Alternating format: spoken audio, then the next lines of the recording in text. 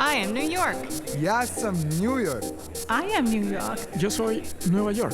Sono New York. Je suis New York. We are New York.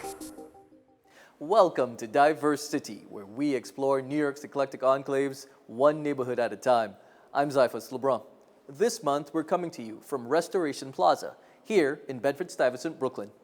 Bed-Stuy has been majority African American since the 1930s, when many blacks left an overcrowded Harlem for the Brooklyn brownstone neighborhood. Since then, Bed-Stuy has been the epicenter of black pop culture in the borough.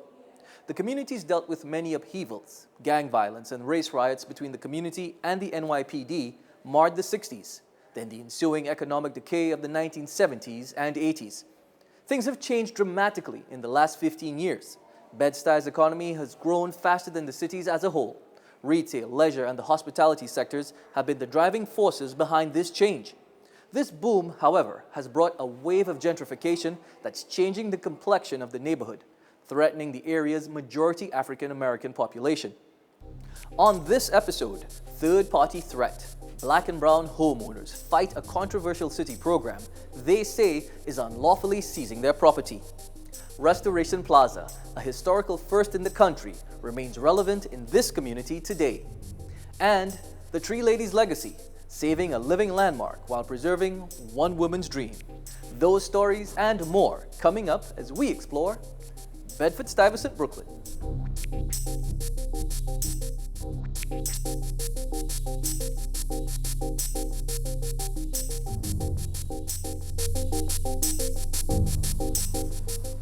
Longtime property owners of color are battling a contentious city foreclosure program that many believe is targeting them specifically. This comes at a time when the community is being transformed by a new wave of residents and skyrocketing rents that are pushing out black tenants. Shannon Ayala has more. 25 McDonough Street in Bed-Stuy is one of 6 properties involved in a recent Brooklyn Supreme Court decision that reverted these previously seized buildings back to their owners.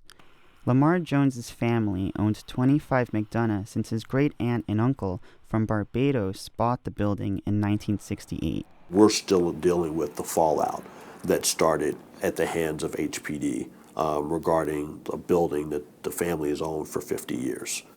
Jones's family fell behind $120,000 in property taxes for 25 McDonough, currently valued by the Department of Finance at about $1 million. In 2017, Jones paid thousands to retain his family's ownership, but that was in vain.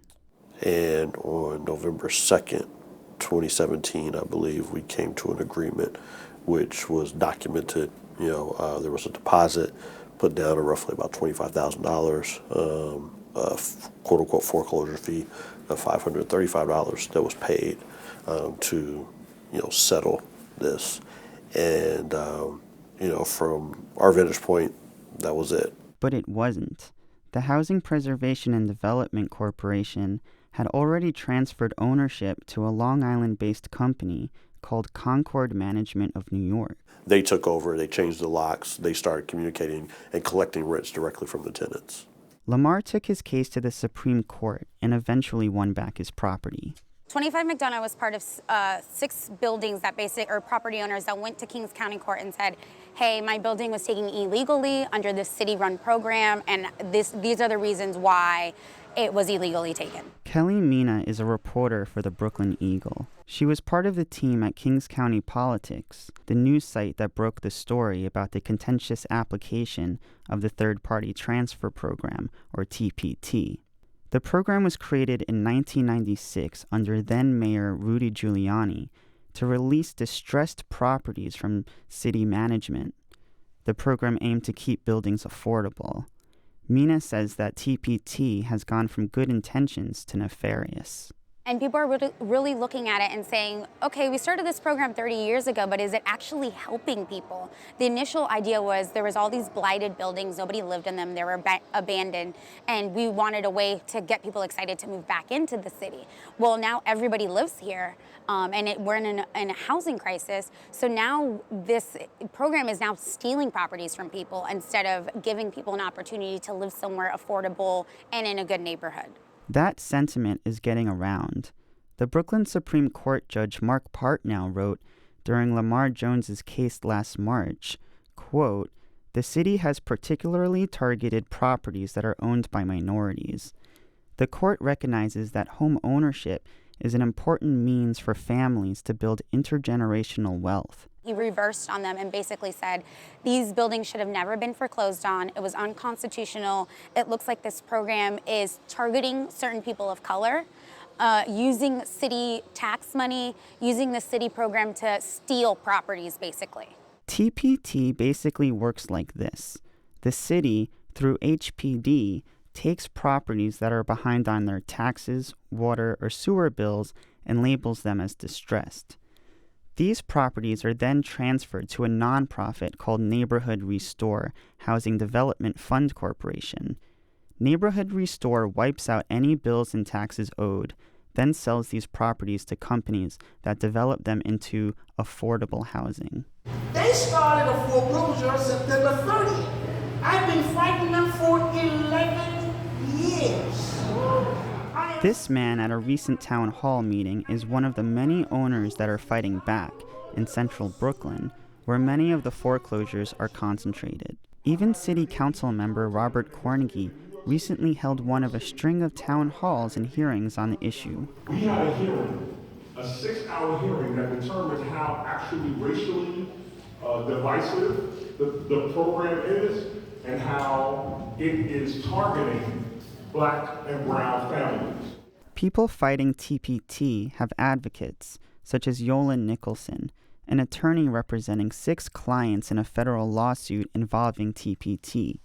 She argues that the program is unconstitutional and irrelevant to the neighborhoods it targets. TPT came about in 1996 to attend to the city's portfolio of buildings that apparently landlords had actually truly abandoned over the prior 20 years. So I think that those landlords existed in the 80s and the 90s, and we've met tenants and residents. A lot of the HDFCs were initially buildings where owners walked away, left them without heat and hot water.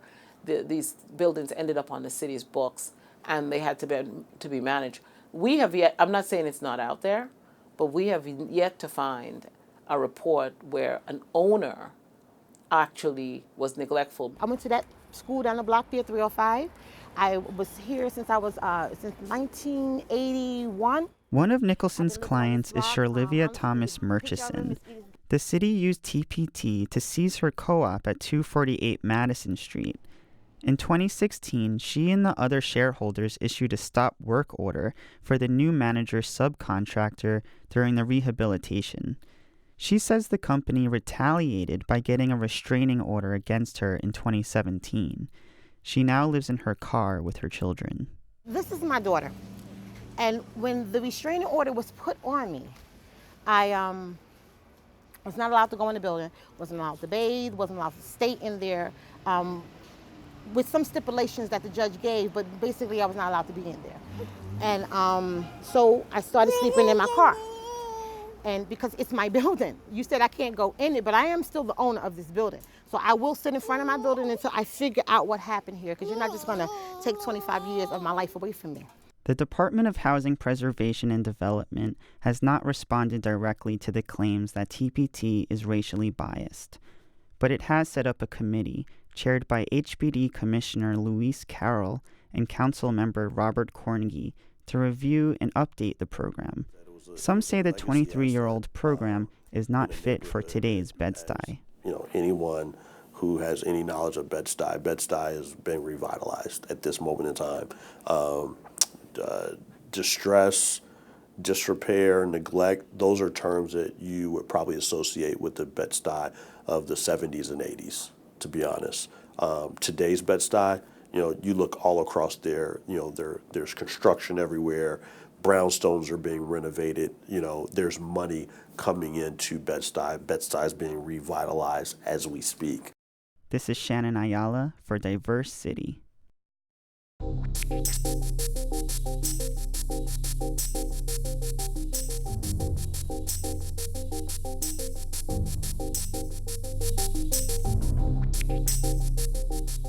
I'm inside Restoration Plaza, home to the Bedford Stuyvesant Restoration Corporation, or the BSRC, the nation's first community development corporation. The BSRC was created in the late 1960s when the neighborhood was battling urban blight. More than a half-century later, the corporation's work remains more relevant than ever. We hear more about the corporation's work in this report produced by Crystal Lowe. The mission of restoration is to close and disrupt the racial wealth gap. There's a disparity in what the average person of color is able to acquire as far as access, accumulation of wealth, and what they pass down to future generations, which we would like to see close. Bedford Stuyvesant Restoration Corporation was founded in 1967 through the grassroots efforts of community members, which spawned the efforts of Senators Jacob Javits and Robert F. Kennedy. Those two senators and the community activists were at a moment in the history of Bedford Stuyvesant. There were race riots, and so the disinvestment in the community was creating a bit of a cultural implosion, an economic implosion. And how could a community build itself from the inside out through private and public partnerships to really think about the revitalization of the community, hence the very first community development corporation in the nation. No questions about it, that if it had not been for Robert Kennedy, they would have never been a Bedford Stuyvesant restoration. And Bedford Stuyvesant restoration has truly made a difference in the community because a lot of the development that took place would not have occurred.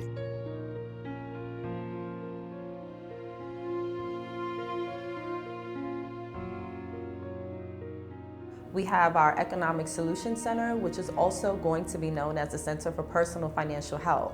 Here, people can receive financial counseling, they can meet with attorneys, they can receive social services, education, workforce, anything that someone would need in order to reach economic stability and financial freedom. Our average client is an African-American woman in her 40s with children making somewhere between $30,000 and $45,000 a year. So really struggling to be able to provide for their children with that kind of limited income. Our next steps include, which we have already begun, which is partnering with local credit unions so that they can start to assist people who either are riddled with debt or want to become homeowners or need to establish or repair credit, giving them access to funding, not using a poor credit score as a catalyst to stop someone from finding financial freedom.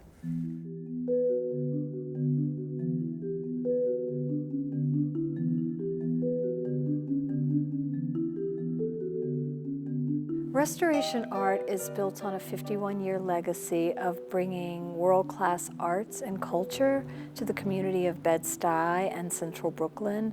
Artists such as Carmen de Lavalade and Diane McIntyre and Sam Jackson and a lot of just incredible artists who've gone on to incredible careers, got their start, or were part of the early days of restoration art.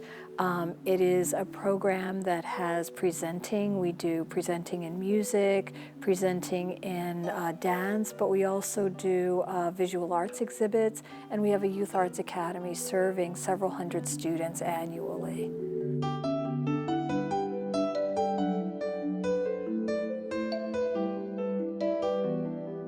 We take local fresh produce and partner with local farmers and try to then get their fresh produce into institutions like schools, like nursing homes, places where foods may be processed and then replacing it with fresh produce.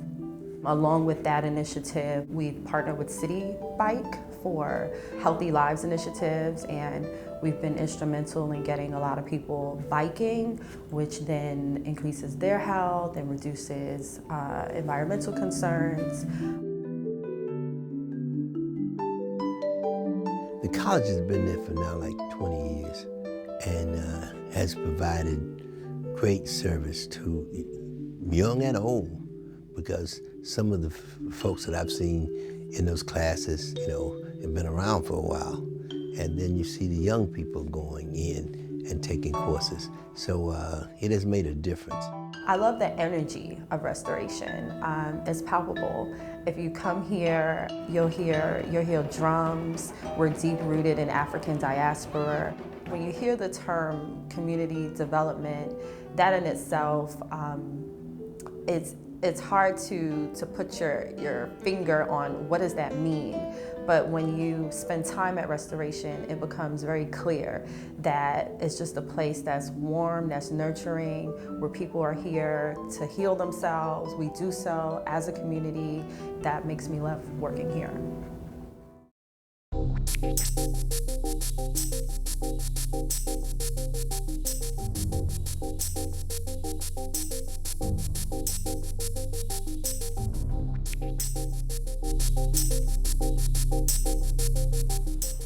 The Magnolia Tree Earth Center is on a mission to save the city's last living landmark. The community-based environmental education organization is trying to raise $500,000 to preserve its headquarters and a tree that stood for more than a century. And more recently, it's become a symbol of the community's resilience.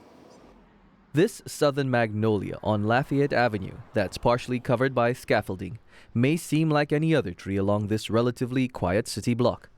The reality is that the wood and metal strapped to these buildings' crumbling facades is hiding the city's only living landmark. The landmark has a deep history that's estimated to date back 100 years. Its resilience over the years has paralleled the communities. Over and over again, forces have been trying to take the tree away or to do things to kill the tree or to get rid of the tree. And time and again, it's been the souls of blackness that have championed the tree and have become victorious in saving the tree. I think it's an amazing story. That story begins with Hattie Carthen, a former interviewer for a market research company who became known as the Tree Lady. Carthen moved to Bed-Stuy in 1953. At that time, there were reportedly only 3 trees left on the block due to the community's deterioration. This old newsreel posted to YouTube shows how the 70-year-old grandmother was the impetus behind the effort to save the tree by making it into a landmark. I found out that my tree was threatened because of a housing development, and they were going to take down the buildings that had protected the one known tree of its kind this side of Philadelphia. So I contacted some responsible members of the community, and we wanted to see what we could do to preserve our tree. Her legacy is even deeper than that when you consider from that point in the early 70s to the time that she passed away in 1984, Hattie's responsible for growing or for planting 1,700 trees in this city. Now that's an environmental impact. That's a major environmental impact. So Hattie Carthen's legacy is having this vision of going green and having this vision of sustainability and having this vision of a connection between community and environment far before these key words were trending words. The Tree Lady's vision became clearer after she bought the 3 buildings abutting the southern magnolia. She described how she haggled the Board of Estimates down on the price of the derelict buildings from $25,000 to $1,200 in a New York Times article from July 8, 1982. Carthen bought the 3 buildings with money she had raised through community donations. Those buildings are now home to the Magnolia Tree Earth Center. The environmental education organization partners on urban farming and tree planting programs in the community. Marlon Rice recently took on the job of executive director. He wants to continue Carthen's legacy of community building. Anybody who lives in Bedford Stuyvesant community can come into this place and we can talk about different programming. If you live in Bed-Stuy and you want to do a chess program, or if you live in Bed-Stuy and you want to do a seamstress program, or anything that you want to do to help your community, I'm willing to align with you and to help build programming like that, because that's what this place is about. Hattie bought these buildings for the community, and my goal is to continue in that and make this a community hub. But that's proving harder than expected. Rice says his predecessors poorly managed the tree and the properties. Now, once again, the fates of the buildings, the faded mural honoring Carthon adorning one of their walls, and the 100-year-old living landmark hang in the balance. It's insane to me, though, that all of this has been covered for, you said, 10 years? Yeah, 10 years. 10 years. And no one did anything about it? One of the problems in community-based organizations in this community is that there's this lack of leadership because there's this lack of knowledge on what is the right thing to do. There's a lack of where to find resources, who to talk to, how to have those conversations. And so you see a lot of CBOs suffer because of that lack of experience and knowledge and passion. Rice says he's trying to speak to the right people to save Carthon's dream from withering. One of the things I'm working on is I'm working with a horticulturist to come in and actually give me some sort of analysis of the health of the tree. Because if the scaffolding is deteriorating the health of the tree, we need to know that so that we can then speak to elected officials and we can speak to possible donors and say, well, listen, we need to save this tree. Because what we don't want is I don't want the tree to die on my watch. I won't allow that. That tree represents a lot more than just a tree. It's a legacy.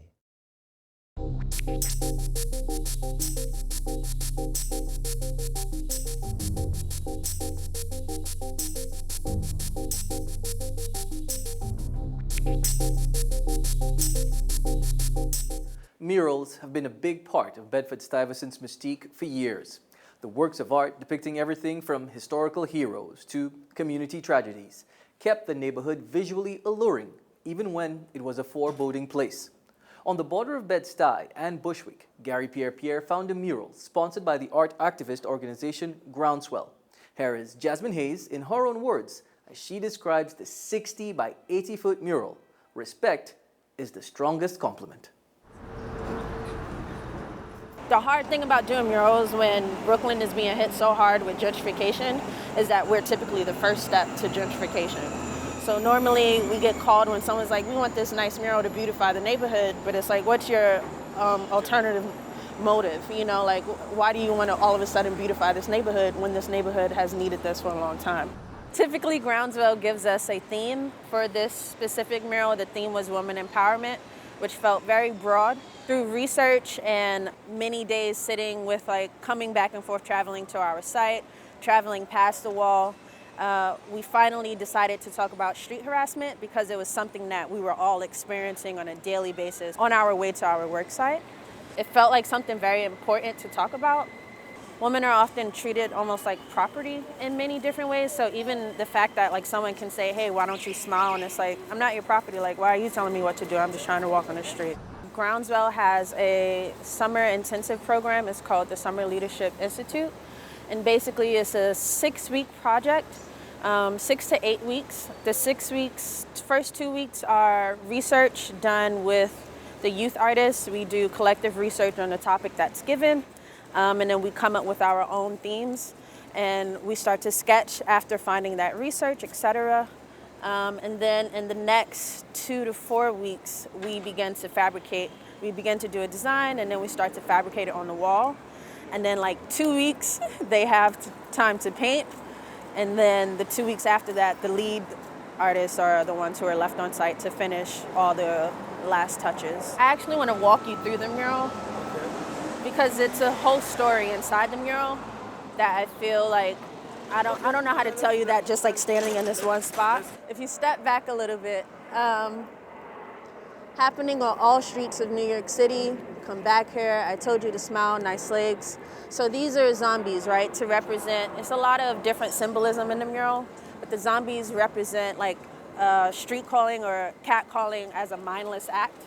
And often how men are just taught to do this from very young ages, etc. It's she's supposed to just accept that as what that is. And it's no, that's not cool, you know? So thinking about it as a mindless act and then the guy hey baby, you have this snake pattern that follows throughout the entire mural. So it keeps your eye moving. Street harassment is about power. The idea that you think you can control someone, right? That being a woman, I have to walk on the street in fear is very frustrating. If I don't want to give you my number, call me out of my name, these different things and different experiences. So you have like, you kind of see them like creeping up on this young woman. And basically the young woman is like, you can see the fear in her face. Clearly like this is a breaking point, but also like showing a lot of art history, like references like this here, this woman here, over power, thinking about like the male gaze and how can we shift the male gaze. You have at the end, I object to objectification. So the idea of like objecting to your own being objectified on a daily basis. The to be continued is to show that this is only part of the solution to solving or ending street harassment.